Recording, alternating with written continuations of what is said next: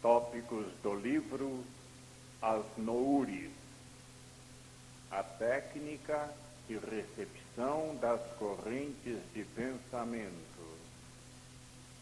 Autor Pietro Ubaldi.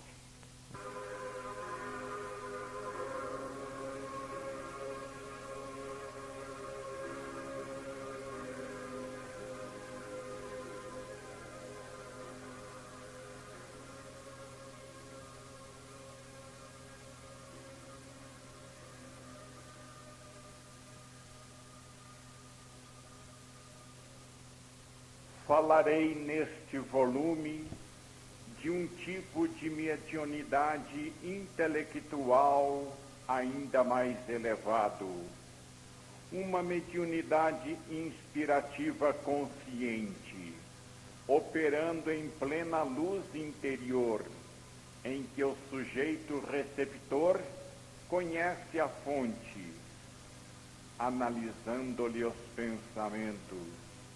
Com ela sintoniza e a ela se assemelha, buscando-a pelos caminhos da afinidade, mediunidade ativa, operante, fundida no temperamento de um indivíduo, emanação normal na sua personalidade. Mediunidade a tal ponto límpida no seu funcionamento, na consciência deixada em seu estado normal, que é possível, através de um exame introspectivo racionalmente, com os critérios científicos da análise e da experimentação, reconstituir a técnica do fenômeno inspirativo, tendo por base fatos e estados vividos, deduzidos diretamente da observação.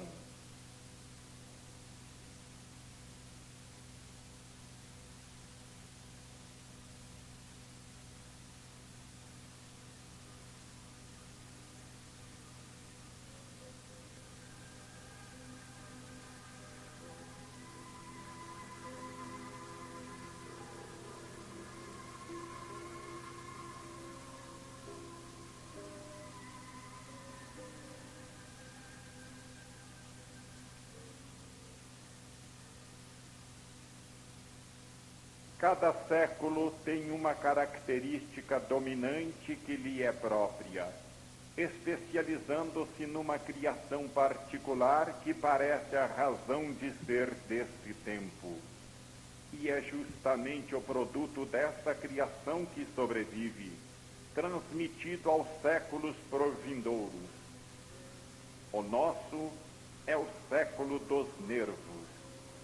Parece até que nossos pais não os possuíam.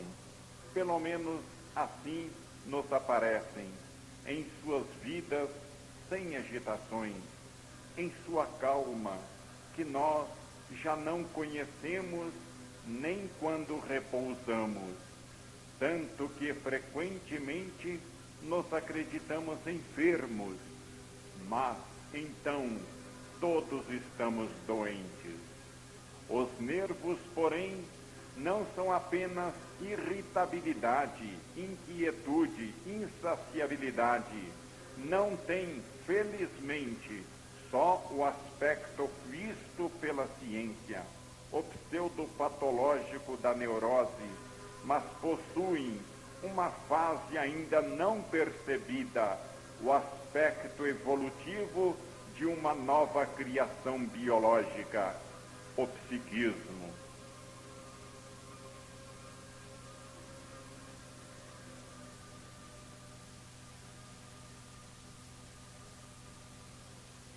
A mediunidade se modificou com o transformar-se de todas as coisas. Hoje, no entanto, tornou-se ultrafania, isto é, uma mediunidade superior, evolutivamente mais desenvolvida.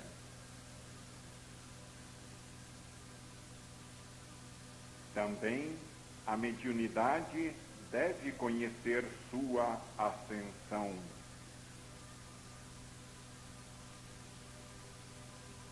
Deixamos atrás a mediunidade física. Superamos a mediunidade de efeitos intelectuais que se manifestam na inconsciência do médium, cujo eu é adormecido e momentaneamente eliminado.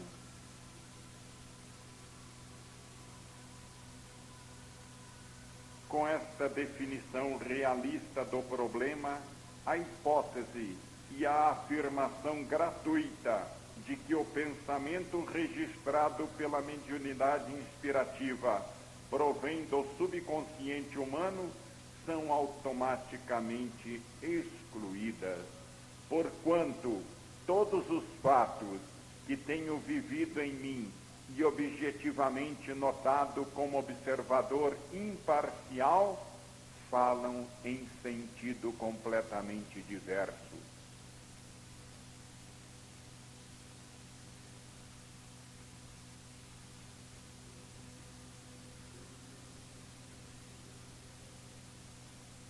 O mundo do além aparecerá tão vivo através da descrição de minhas sensações, adquirirá o caráter de uma realidade científica.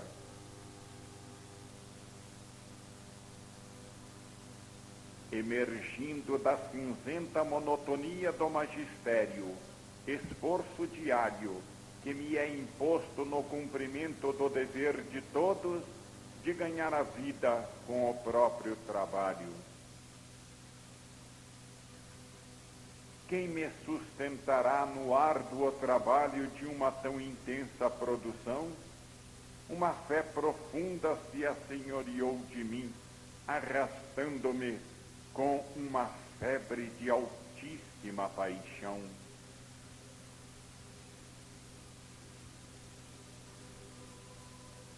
Expondo aqui, sem disfarce, as profundas vicissitudes de uma alma, substancialmente relato a história do espírito humano, na qual o leitor se achará mais ou menos a si mesmo. Narro o eterno drama das ascensões humanas. Anatomizo, refletido no meu caso particular, mas concreto e vivido, o fenômeno cósmico que é de todos.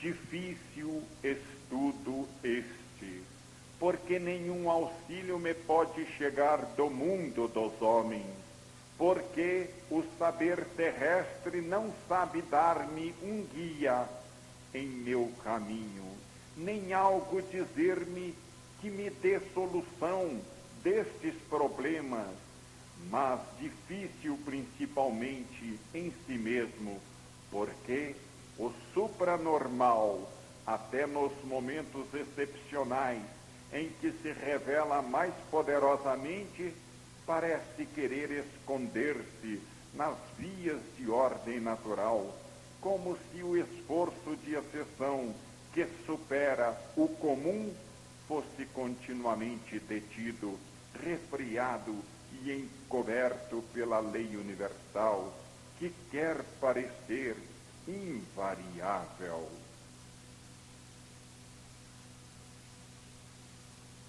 Nada estou pedindo aos meus semelhantes, sei que nada têm para dar-me.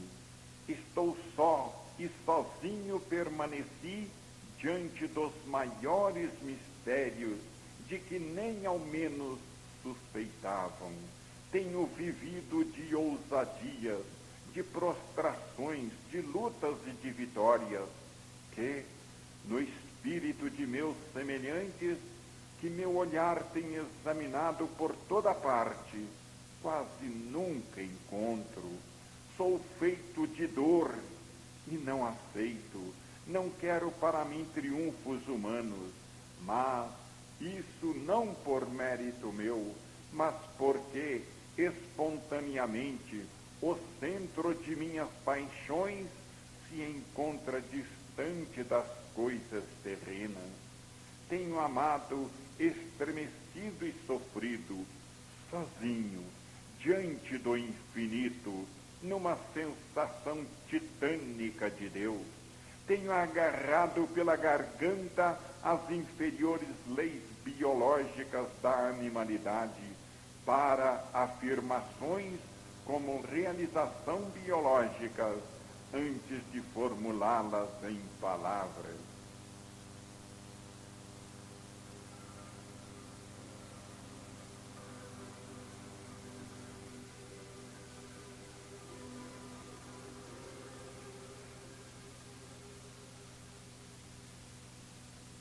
Sob as aparências de uma vida simples e uniforme, tenho vivido as grandes tempestades do espírito humano e já me habituei a olhar sem tremer nas profundezas vertiginosas do infinito. É por isso que posso empreender o estudo do fenômeno inspirativo sem profundos sinais de cultura pré-existente, sem preconceitos ou referências, com a alma solitária e nua diante do fenômeno, livre e independente de qualquer ideia humana, tranquilo e virgem de espírito, como na aurora da vida.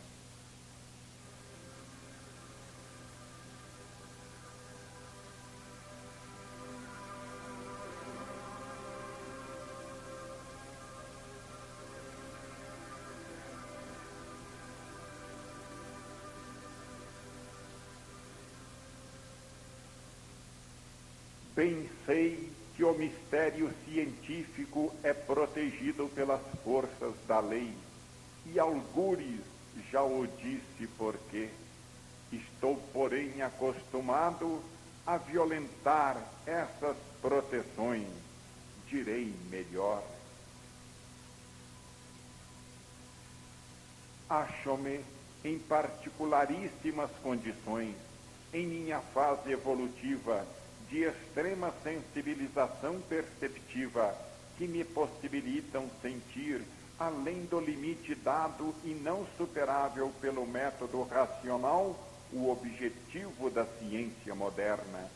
Conheço esse método, conheço a sufocante psicologia dos chamados intelectuais de profissão, da cultura que repete eternamente o passado, que comenta e analisa, que nada cria, que pesa e mata o espírito.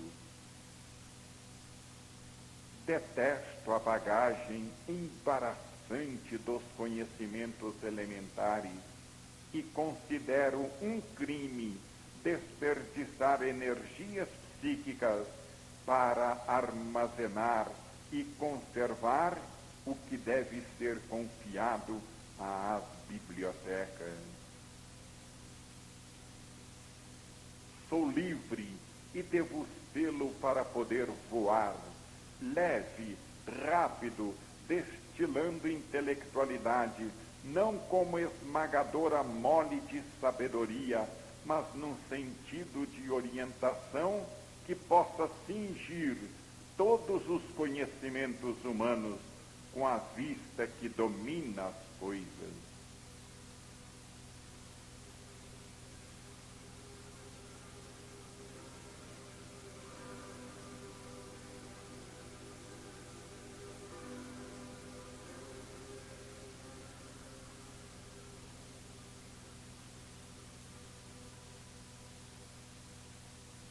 Do Natal de 1931 até agosto de 1935, decorreram 4 anos em que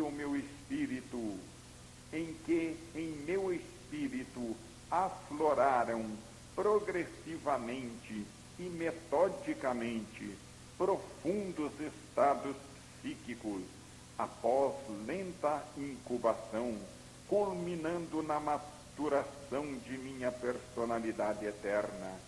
Exporei, porque é necessário a compreensão do fenômeno inspirativo por mim vivido, os estados psíquicos que procederam este período e que constituíram sua preparação.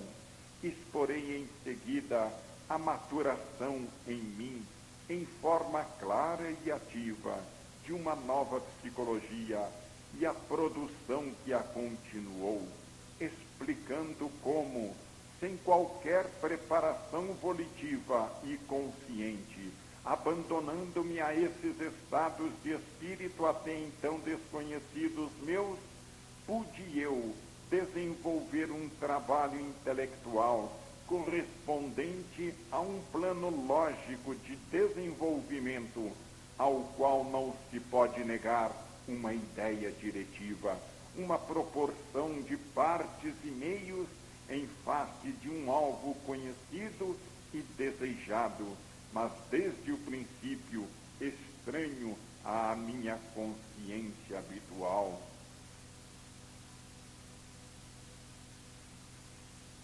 É científico colocar o fenômeno no seu ambiente.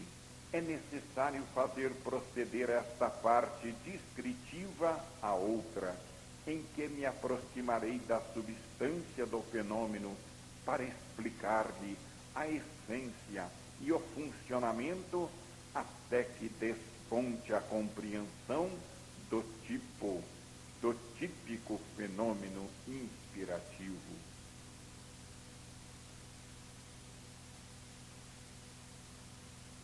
A vida é verdadeiramente um caminho, e nas vicissitudes de cada dia, a alma elabora o seu destino.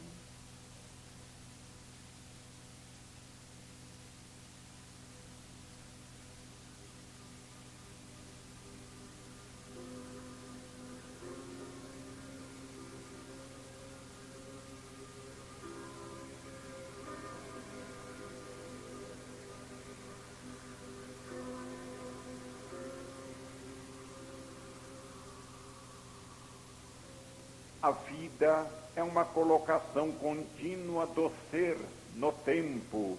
Não se entenda este, no entanto, como ritmo de movimentos astronômicos, redutíveis a anos, dias, etc. Isso não é senão a medida exterior do ritmo convencional e cômoda.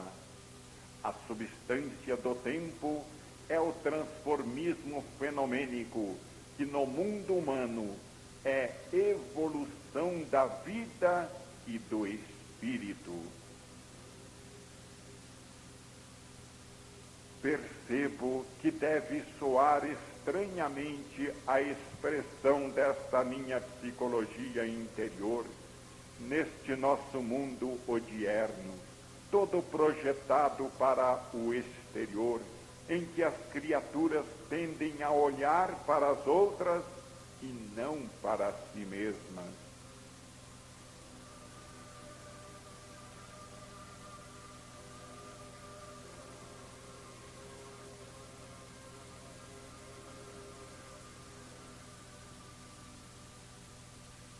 A ideia tem seu ritmo de divulgação, deve vencer obstáculos psicológicos e práticos, canalizar-se pelos caminhos da imprensa, superar como força a inércia psíquica do ambiente, enxertar-se nas correntes espirituais do mundo.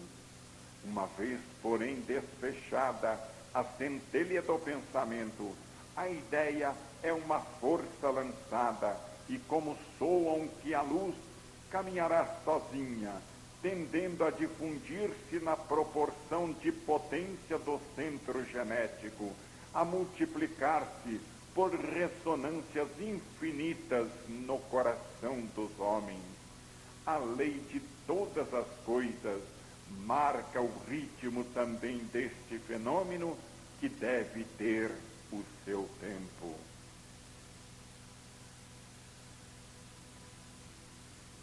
Estava sozinho naquela noite, em face do fato consumado, da obra a que me havia dado totalmente, a que havia dado meu eu maior, qual sou eternidade.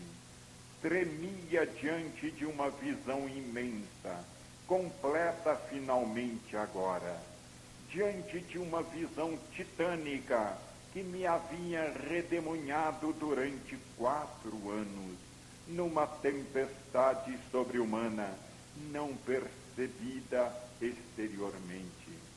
Exultava na satisfação perfeita de um profundo instinto biológico, preparado em minha eterna evolução, instinto inconsciente e absoluto, como o de uma mão que dá vida a seu filho. Sentia haver tocado, finalmente, um vértice de minhas ascensões. Sentia haver obedecido e triunfado ao mesmo tempo, cumprindo minha missão e função de cidadão do universo, inclinando-me ao comando da grande lei de Deus. A flor, fecundada por uma vida de sofrimentos, havia nascido. Eu não vivera, portanto, e não sofrera tanto em vão.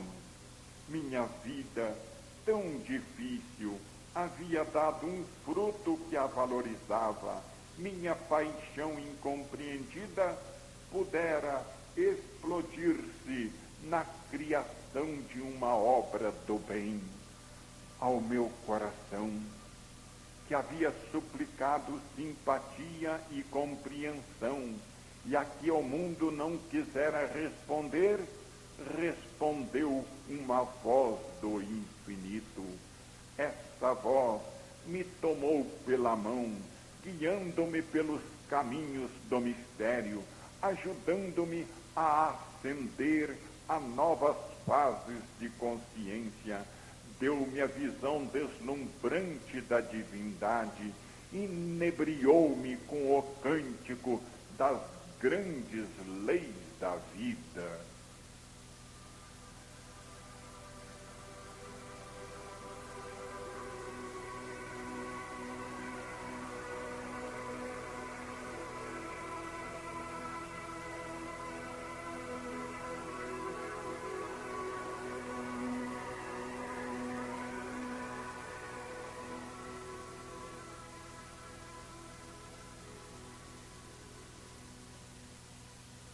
Fez-me sentir o princípio das coisas, maravilhou-me com a sensação do choque das forças cósmicas, aniquilou-me minha natureza humana e me fez renascer numa natureza superior, numa vida mais alta, em que eu chorava, cantava e amava em harmonia com todas as criaturas irmãs.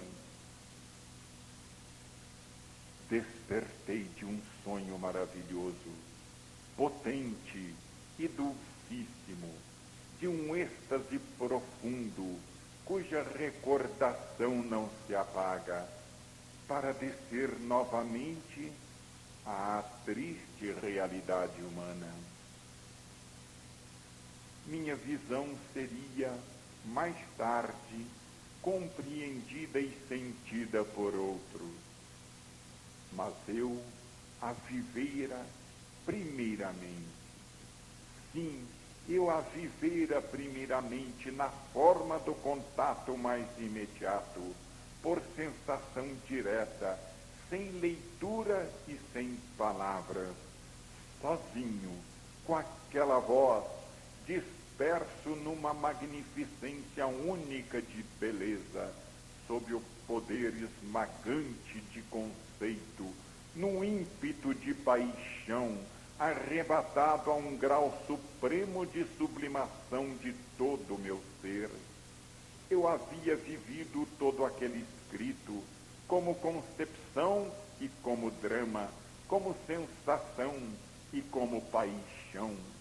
Cada palavra, cada pensamento havia transformado uma gota de meu sangue, havia arrancado um pedaço de minha alma.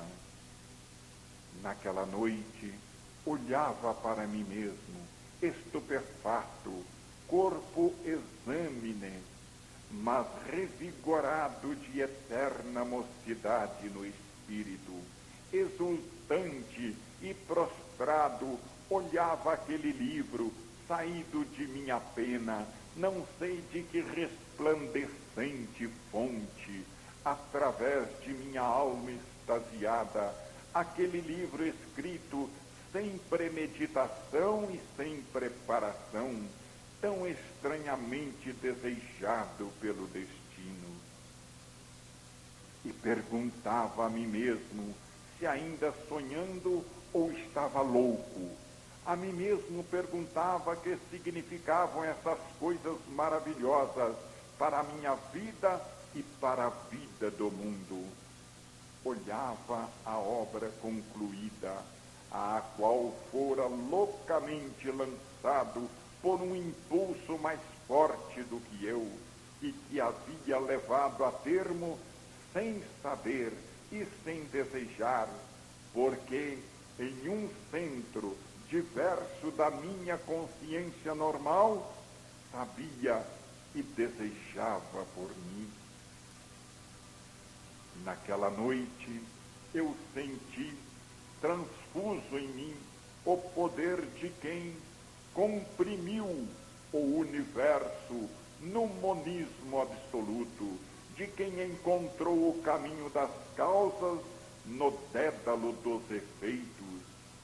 A esfinge que mata, que revela o mistério, me haveria aniquilado?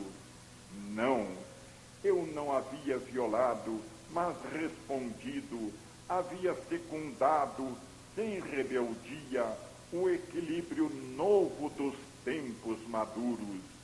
Naquela noite, a cabeça em chamas, achava-me no paradoxismo da minha festa de espírito.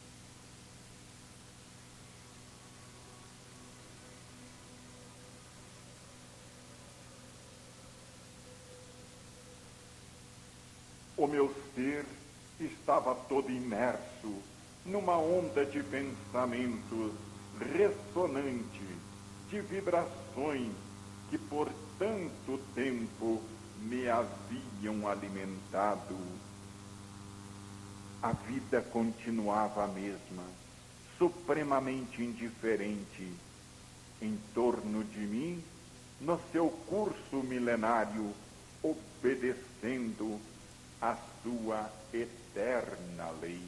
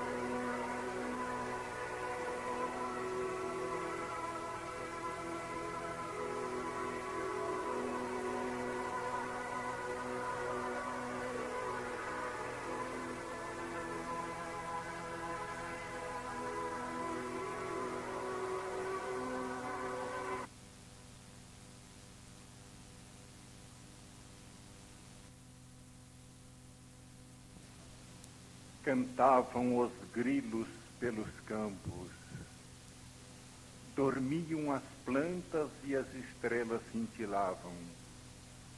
Pelo espaço, os mesmos silêncios das antigas noites egípcias.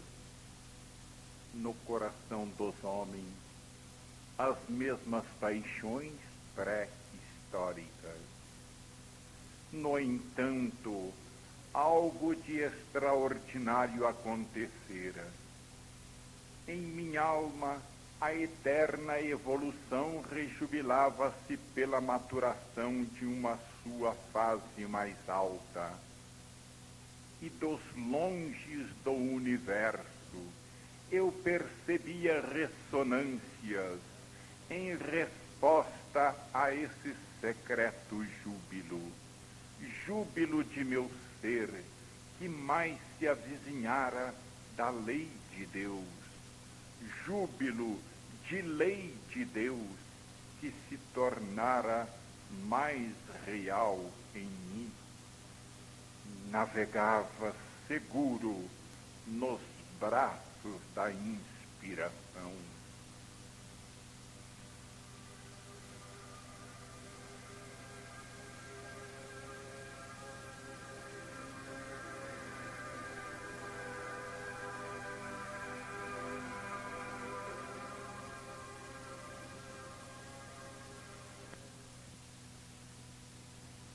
Considero, porém, após a compilação dos escritos, dever meu narrar, de descrever o que senti e vivi sinceramente, ainda que me enganasse, mas eu mesmo é que devo fazê-lo, embora este novo esforço meu possa parecer objetivar outros fins.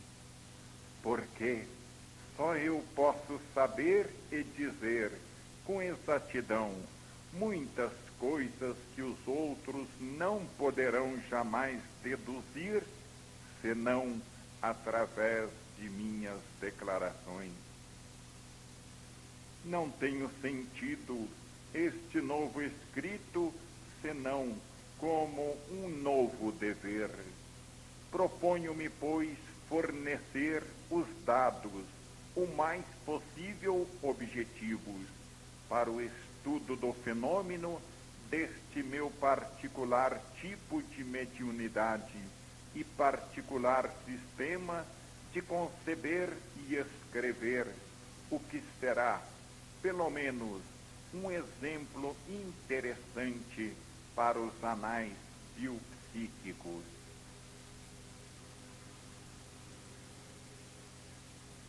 Existe um imenso mundo meu, cuja descrição é necessária para esclarecer a origem e fazer compreender a íntima natureza do escrito, não acessível, certamente, à primeira vista.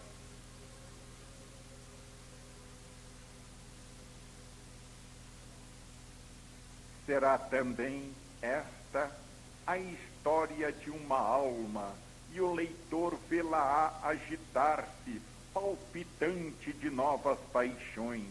Será espectador de um intenso drama espiritual em que se movem vivas as forças e os princípios das leis cósmicas.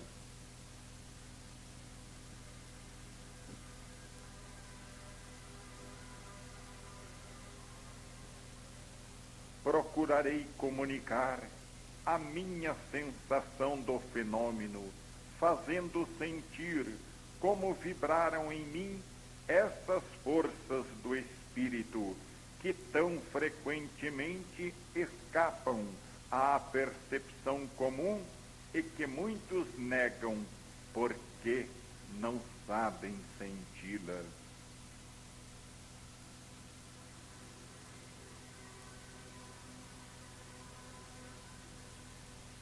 Procurarei fazer viver esta nova vida muito maior que eu tenho vivido, este rapto dos sentidos que me tem dado a sensação do paraíso e que me permitiu, demoradamente, ausentar-me da pesada atmosfera terrestre. Existe também em tudo isso algo de supremamente fantástico e aventuroso, embora conduzido com seriedade científica. Aqui se defronta um novo método de pesquisa científica por intuição e uma nova técnica de pensamento que circunda os problemas por espirais concêntricas, comprime-os em ângulos visuais progressivos, afronta-os por visões de concepção poliédrica, aproximando-se sempre cada vez mais de sua íntima estrutura, até desnudá-los em sua essência.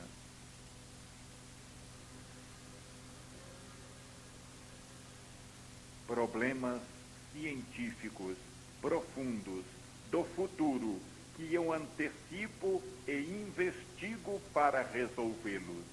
Existe no fenômeno complexidade, riqueza de aspectos e, simultaneamente, um frescor de verdade, e como é apresentado como realidade vivida, interessa não só ao cientista, mas também ao filósofo e ao artista. No momento das conclusões, eu saberei acender em minha psique de intuição e com ela arrojar-me ao mistério que não poderá resistir-me.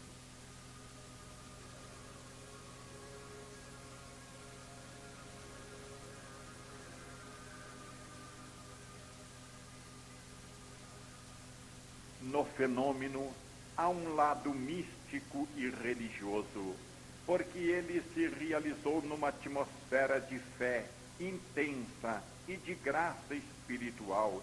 Existe nele um amor todo dirigido para o alto, como no misticismo, e que pode recordar, embora muito longe, e que me perdoe a recordação, o amor como São Francisco o sentiu em Verna.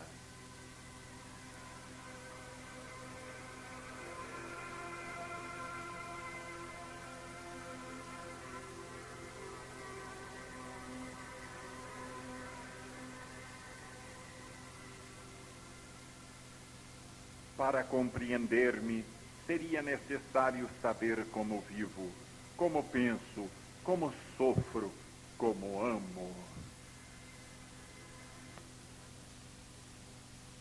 É absurdo estudar os fenômenos abstratamente, separados da atmosfera em que nasceram e se desenvolveram. A realidade nos apresenta casos concretos, que para serem verdadeiros devem ser particulares. Se queremos tocar com a mão uma realidade, devemos deter-nos no particular. É, porém, no particular do meu caso que irei encontrar as leis gerais do fenômeno inspirativo, comuns a muitos outros casos que observarei ao lado do meu.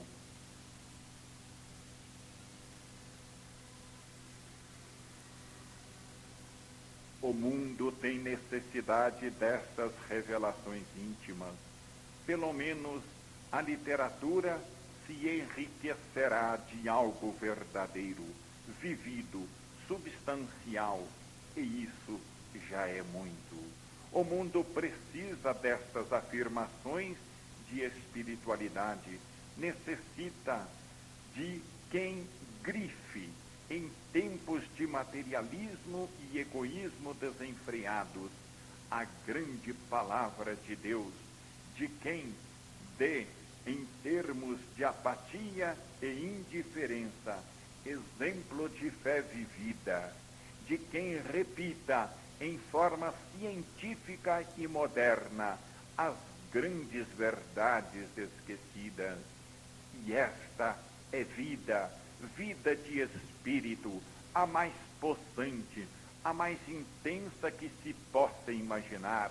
E se em lugar de usar os tempos vagos das religiões, precisarmos os problemas da alma, analisando-a, anatomizando-a, o haver determinado em pormenores o aspecto de tais fenômenos, não poderá senão reforçar os princípios, como atualmente a presença dos aparelhos radiofônicos não permitirá à maioria duvidar da existência das ondas hertzianas.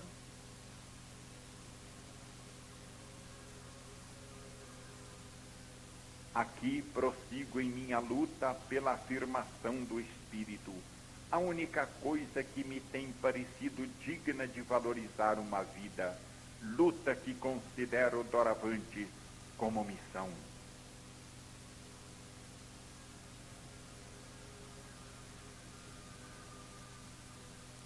Luto para que essas realidades mais profundas sejam vistas, para que estas concepções altamente benéficas, individual e socialmente, desça à vida de cada dia e lhe comuniquem aquela esperança, aquele sopro de fé tão necessários, sobretudo nas penas do trabalho e da dor.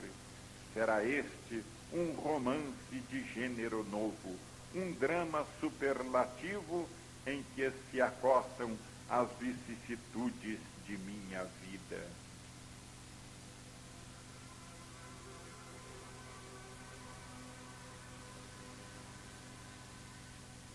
Tenho vivido muito, intensamente, e ainda tenho muito para dizer.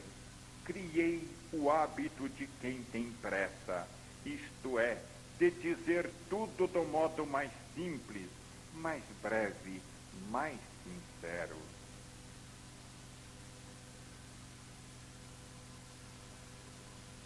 Nestas páginas nasceu em mim um fio de pensamento que tomou uma direção e se desenvolve. Não sei aonde poderá chegar, segui-lo-ei e convido o leitor a segui-lo comigo. Senti e observei em mim a marcha do fenômeno em seu desenvolvimento interior e exterior.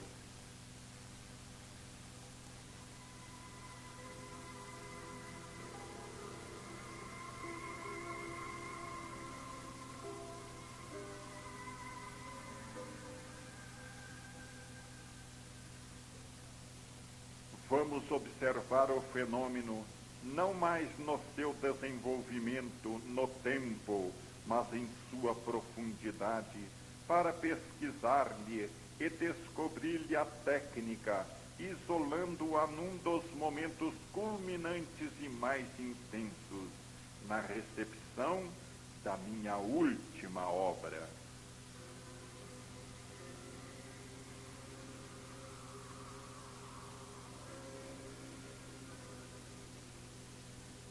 Mobilizados os centros nervosos afetivos do coração, no segundo, os centros nervosos intelectuais do cérebro.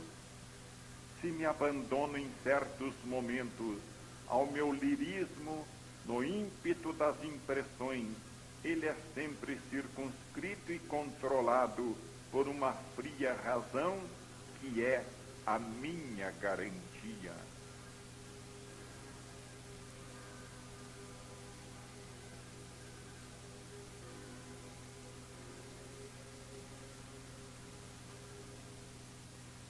A fusão entre fé e ciência, tão auspiciada, já se completou em meu espírito.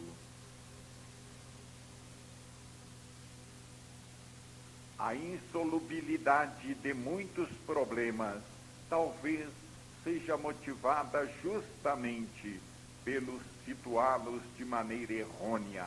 A solução é muitas vezes impedida pelo próprio preconceito, embora inconsciente. A conclusão já é dada pela primeira posição do problema.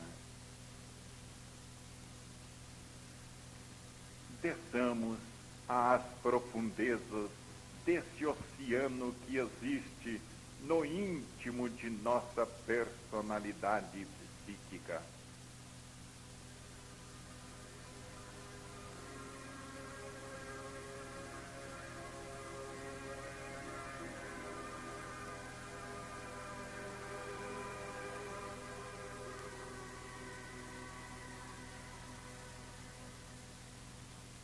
Não posso escrever em qualquer lugar.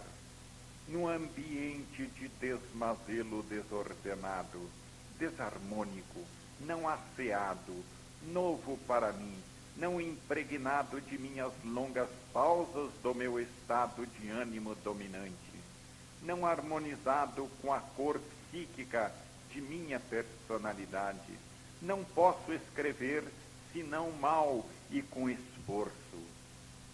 Eis-me, ao contrário, em meu pequeno gabinete, ambiente de paz, onde os objetos expressam minha própria pessoa, aonde a atmosfera é ressonante de minhas vibrações, e tudo por comunhão de vida está sintonizado com meu temperamento. Por aí me deter longamente para pensar e escrever. Saturei as paredes, a mobília, os objetos de um particular tipo de vibração que agora a mim retorna como uma música que harmoniza o meu pensamento.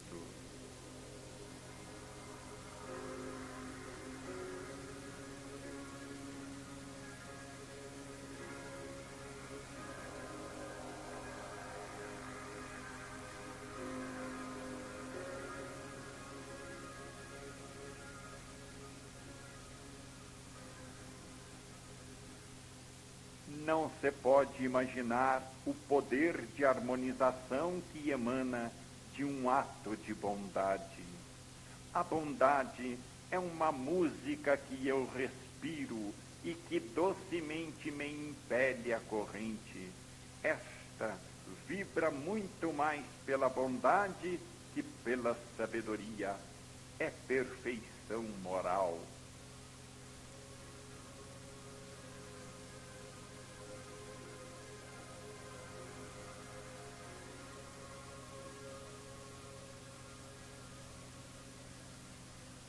Para conquistar o conhecimento, devo alcançar um estado de purificação, que é a leveza espiritual. Apresentam-se desde agora as necessárias relações entre evolução e ascensão. De um lado, a mediunidade inspirativa, de outro, esboça-se a afirmação de que a verdadeira ciência não pode ser senão missão e sacerdócio. Atingido o estado de tensão nervosa indispensável para submergir-me na corrente, esta me arrasta.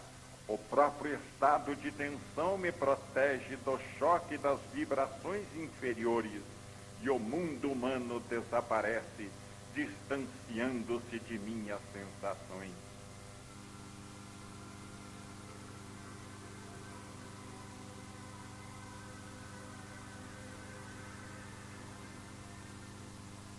Se no alto sou forte, porque sustentado pela corrente, sou humanamente débil cá embaixo. E devo timidamente e sozinho dar os primeiros passos dessa grande viagem, que implica numa transformação de consciência. Procuro conseguir isso, auxiliando-me com um processo de consciência de progressiva harmonização que se opera do exterior para o interior.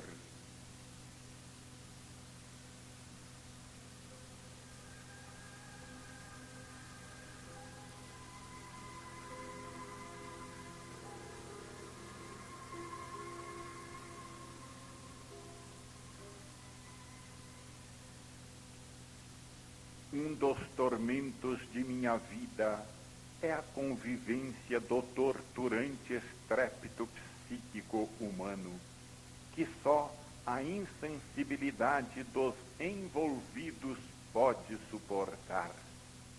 Assim, uso a música como outro meio inicial de sintonização de ambiente, a fim de que me ajude a saltar da harmonização nesse primeiro plano sensório exterior para a minha harmonização nos mais altos planos supersensórios.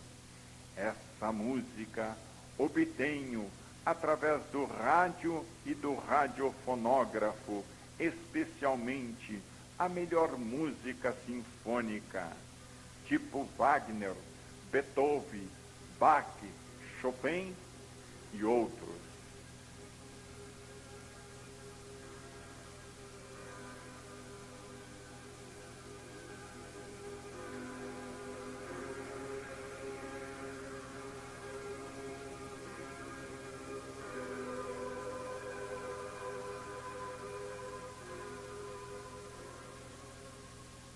Então, lentamente, a percepção sensória do mundo é substituída por uma diferente, interior, anímica, que tudo sente diversamente.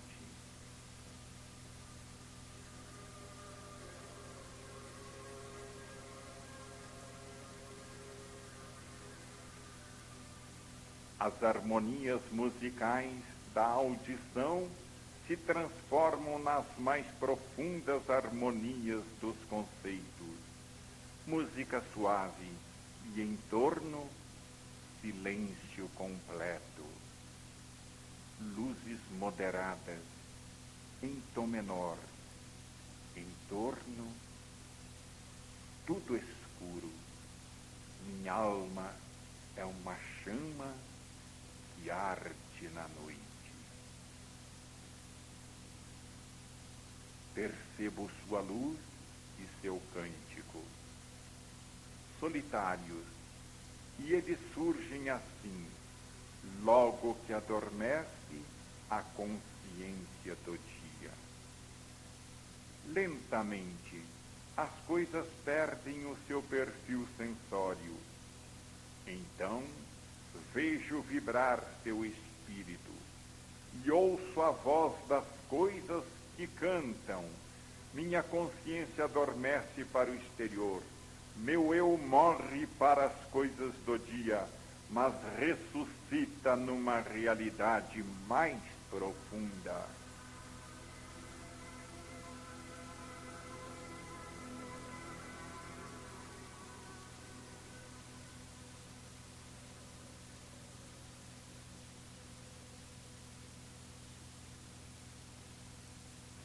É noite avançada.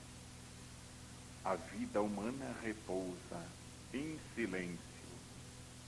São antagônicas as duas vidas. A do pensamento desperta, enquanto a outra adormece.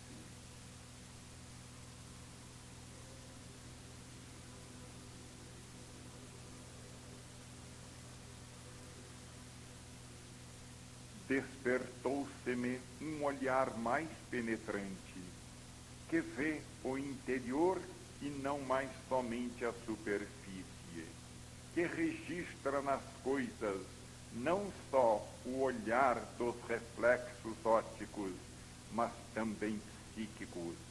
Esse novo olhar já não é interceptado pela forma, mas penetra diretamente na substância, buscando o conceito genético, o princípio que anima e governa as coisas.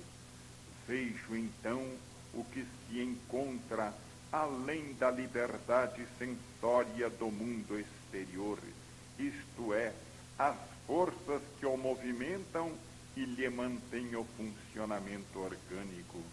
Essas forças tornam-se vivas, os fenômenos me parecem com uma vontade própria de existência, uma potência de individualidade que investe sobre mim e grita: sou eu.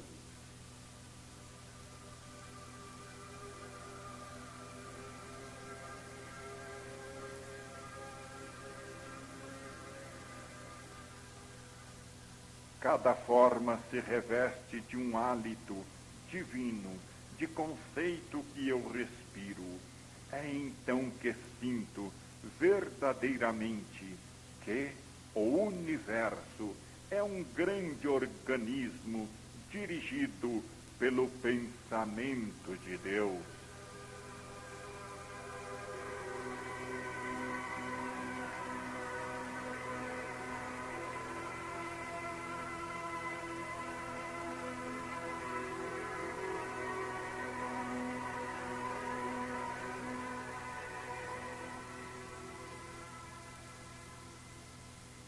Todas as forças, todos os fenômenos, toda a vida, desde o mineral, todas as criaturas de Deus irradiam um cântico que eu escuto e percebo harmonizar-se na sinfonia imensa da criação.